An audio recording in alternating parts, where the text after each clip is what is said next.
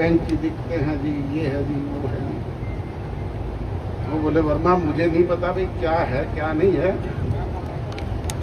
मैंने तो जनता जनार्दन से वायदा किया और जनता जनार्दन ने मुझे एब्सोल्यूट मेजोरिटी दी है, ताकत दी है। ताकत से कानून बनते हैं। मैं हरियाणा प्रदेश की विधानसभा में कल ये कानून बनाऊंगा, लागू करूंगा, सिग्नेचर करना तुम्हारा काम है। तो फिर कोई नुक्ताचीनियां समझाने लग गया तो उसको कहा कि अच्छा एक काम कर, ये फाइल तो छोड़ दे और बाहर एक BS ओझा नाम का अधिकारी और बैठा है, तू इस्तीफा लिख जा, उसको भेज दे, वो तेरी जगह कर देगा।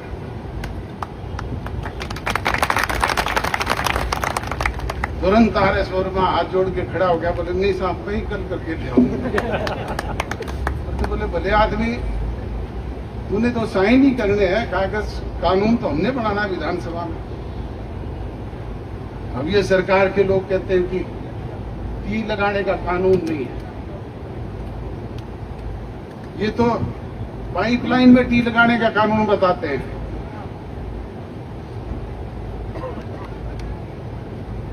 राजस्थान में एक बहुत बड़ी नहर जाती है हरि के पतन से, आजकल उसे इंदिरा गांधी कैनाल कहते हैं, पहले राजस्थान कैनाल कहते थे। उसमें हरि के पतन से लेकर के राजस्थान तक कोई पंचर नहीं है, कोई मोगा कोई माइनर उसमें से नहीं निकला हुआ। चौधरी ओम प्रकाश चौटाला जी चीफ मिनिस्टर थे, हमारे उस राजस्थान कैनाल की जड़ में बणी, नथोर, बचेर, बहुत सारे गांव हैं जो पानी पीने के लिए भी तरसते थे। पीने के लिए भी पानी, ना नीचे का पानी मीठा था और ना हरियाणा की भाखड़ा का पानी वहां तक पहुंचता था। राजस्थान में इरिगेशन मिनिस्टर थी कमला वर्मा। ओम प्रकाश चौटाला जी ने उसको फोन किया कि कमला, हमारे गांव के लोग इस इतनी बड़ी नहर की जड़ में प्यासे बैठे हैं, पीने का पानी उनके पास नहीं है भाई। वो बोली जी ऐसा तो कोई प्रावधान ही नहीं है। प्रावधान कौन बनाएगा भाई? राजस्थान की विधानसभा में तू बना दे, हरियाणा की विधानसभा में मैं बना दूंगा।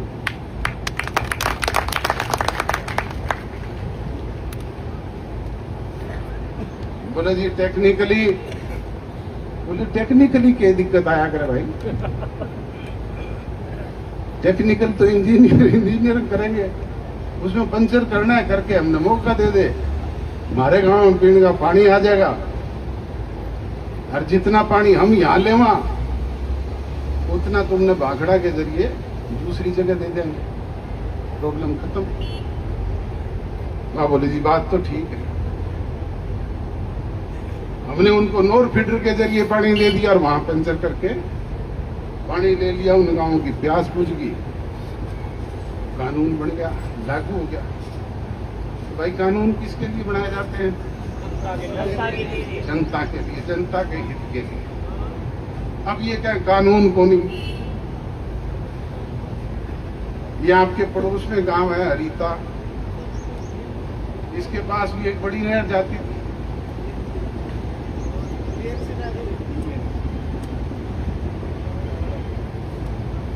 चौधरी बंसीलाल ने कानून बना रखा था कि इस नहर में पंचर नहीं हो सकता, इसमें मोगा नहीं लग सकता।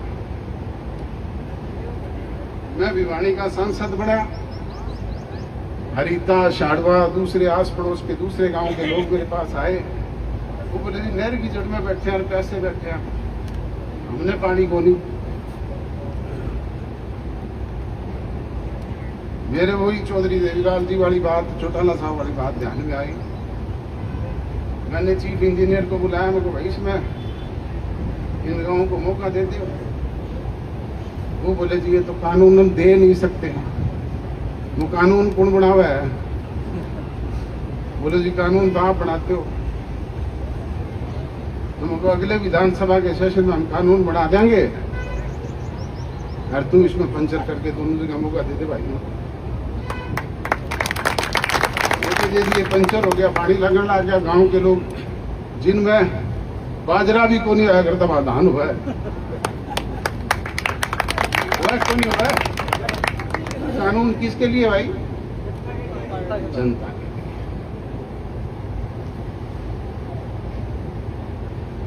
अरे थारे बस की नहीं है तो छोटो कुर्सी हमने दो।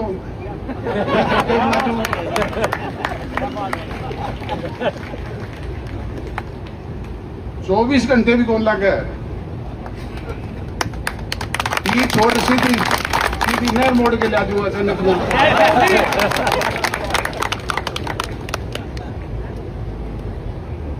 कानून तो भाई सरकार लोगों के लिए बनाती है, जनहित में बनाती है।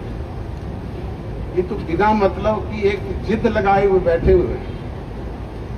और ये मुख्यमंत्री तो डम्मी है। इसने तो थारे कहने पे या टीका लगवाई भी थी एक बार मेरे ख्याल, पर वो मुख्यमंत्री असली तो दिल्ली में बैठे हैं खट्टर। और उसका सरकार चलावे को खुल्लर। ये खट्टर खुल्लर की सरकार है, इसकी सरकार को नहीं होता। ये तो स्टैंप है। मैं तो अनेक बार भाषणों में कहता हूं भाई अब बदलाव का समय है और बदलाव करने की जरूरत है। बदलाव कौन करता है? बदलाव जनता जनार्दन करती है, आप लोग करते हैं। ऐसे डम्मी लोगों को बदलो। हमारे पड़ोसी मुल्कों में आप लोगों ने देखा है, श्रीलंका में इसी तरह की सरकार चल रही थी। वहां के लोग संगठित हुए, नौजवानों ने अंगड़ाई ली, रातों रात सरकार के लोगों को ना केवल खदेड़ने का काम किया बल्कि अपनी मनचाही सरकार बनाई। आपका पड़ोसी देश बांग्लादेश है, वहां पे इसी तरह की सरकार चल रही थी, लूट खसूट के। नौजवानों ने अंगड़ाई ली, लोग इकट्ठे हुए, रातों रात ना केवल उस सरकार को बदलने का काम किया बल्कि उनको देश छोड़ने में मजबूर करने का काम भी किया। आपका छोटा सा पड़ोसी देश है नेपाल, वहां पे भी इसी तरह के हालात बने। नौजवान संगठित हुआ, लोग उनके साथ लगे। आज 39 साल का प्रधानमंत्री वहां पे मुल्क पे राज कर रहा है और ना केवल उन लोगों को देश छोड़ने में मजबूर किया बल्कि सड़कों पे दौड़ा दौड़ा करके पीटने का काम किया। मैं तो अनेक बार कहता हूं कि भाई ये जो बैठे हैं इनको सड़कों पे दौड़ा दौड़ा करके पीटना पड़ेगा, तब जाकर के ये पेंडा छोड़ेंगे। और इसके लिए हमें संगठित होना पड़ेगा। तो आज जरूरत है संगठित होने की। आप लगातार संगठित होकर के ये संघर्ष कर रहे हैं। निश्चित तौर पे इस संघर्ष का परिणाम आपके हक में आएगा। कोई भी ताकत इसे रोक नहीं सकती। ये तो डम्मी सरकार है। पता नहीं कैसी कैसी सरकारें घुटनों के बल पे चल करके आपके लोगों के बीच में आई।